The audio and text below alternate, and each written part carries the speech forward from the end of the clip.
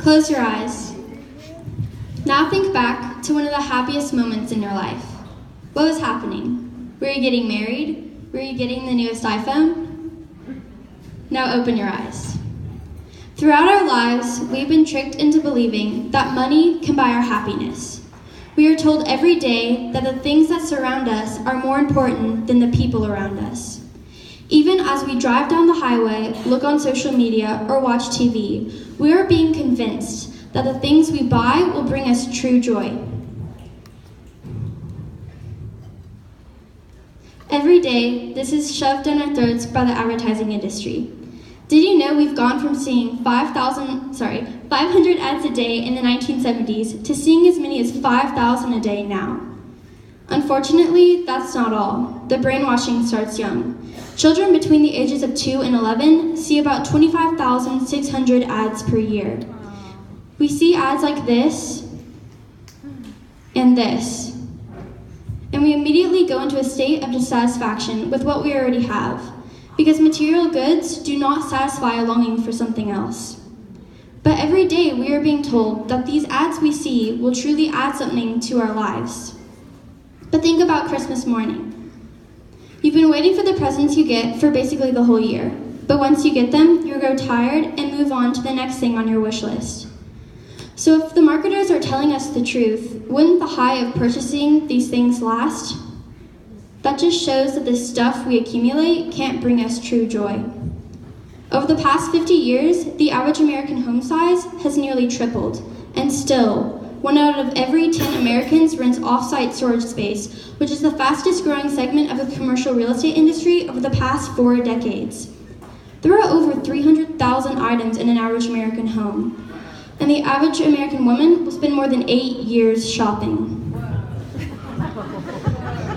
These statistics should not scare you, but they should inform you of the choices you can make. Everyone in this room has the option to not comply and compulsively buy useless stuff. Instead, you could explore a lifestyle called minimalism. Minimalism is when you get rid of the things that serve no purpose and bring no happiness or meaning to your life. Joshua Becker, the author of 4 books about minimalism, defines it as being the intentional promotion of the things we most value and the removal of what distracts us from it.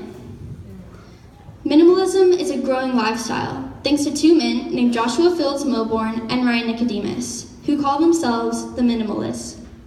However, they were not the first. From great philosophers like C.S. Lewis and Socrates to some of the most influential political leaders like Gandhi, minimalism has truly impacted the world. Among other things, minimalism has many benefits, like living for a greater purpose. As Dr. Martin always says, by saying no to one thing, you are saying yes to another.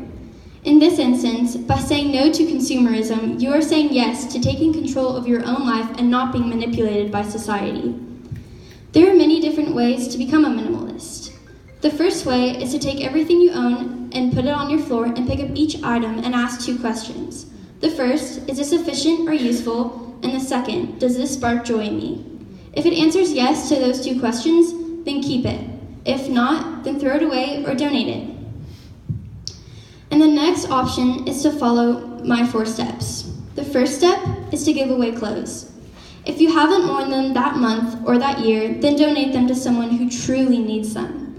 And the next step may be the hardest, but it's to declutter your fridge. Instead of buying more food, eat the food you have and then buy more. And the third is to get rid of stupid knickknacks. I find myself constantly asking the question, do I really need the 10 empty bottles of perfume sitting in my bathroom? Probably not. And the 4th step is to free up your room. Decorations can be awesome, but you also have to have a purpose in your room. So don't just buy things to fill a wall, make them meaningful. Now, if you find infinite joy in things like books or birthday cards, then don't throw those away. Instead, display your birthday cards and share your love of reading with someone else. Less of quantity is more of quality.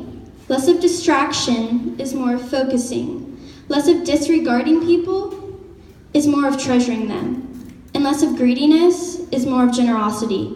It's simple. Less is more. Thank you.